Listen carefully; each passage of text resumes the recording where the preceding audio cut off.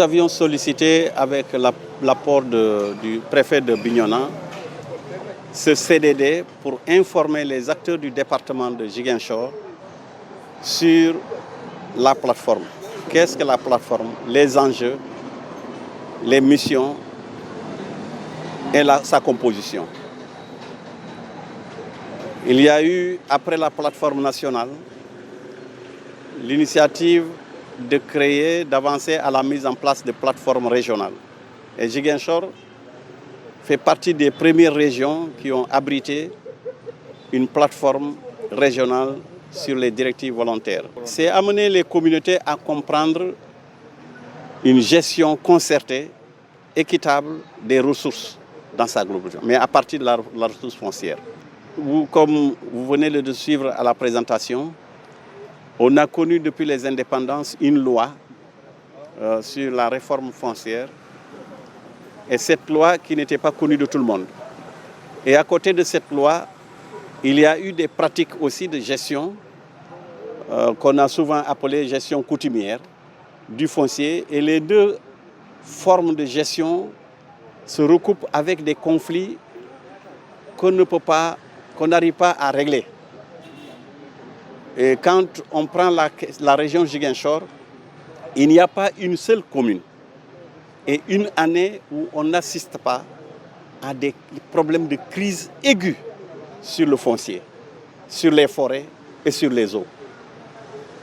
Et cette plateforme qu'on a créée, qu'on a l'habitude d'appeler des espaces déguisés, où on a au cœur de sa marche le dialogue et la concertation pour régler les questions foncières, atténuer un peu les problèmes que les communes sont en train de vivre, dans la mesure qu'on est maintenant dans la territorialisation des politiques publiques et la décentralisation.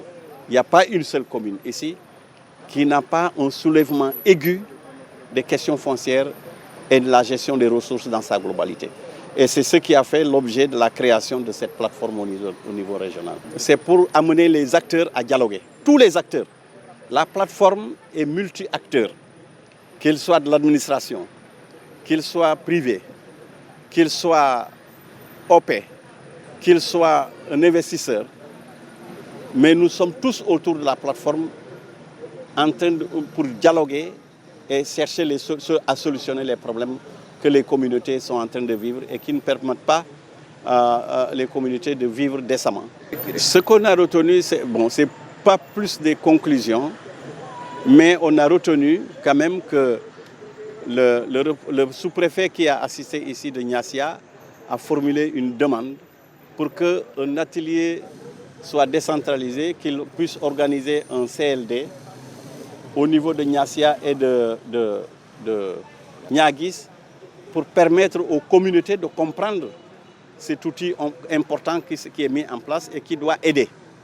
On a senti aussi une demande forte des acteurs qui étaient présents à ce partage pour que cette plateforme soit un outil au service des communautés. Au lieu de rester seulement à dialoguer, mais qu'on soit dans l'action, qu'on accompagne, parce que les problèmes sont déjà là, qu'on accompagne les communautés à régler ce conflit surtout qu'on est dans une région qui vient de sortir qui est dans une période de ni paix ni guerre.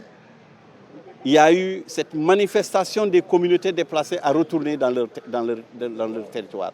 Ils ont sollicité l'accompagnement de la plateforme pour aider à ce qu'une solution apaisée puisse être trouvée et que ces communautés déplacées puissent rejoindre leur terroir.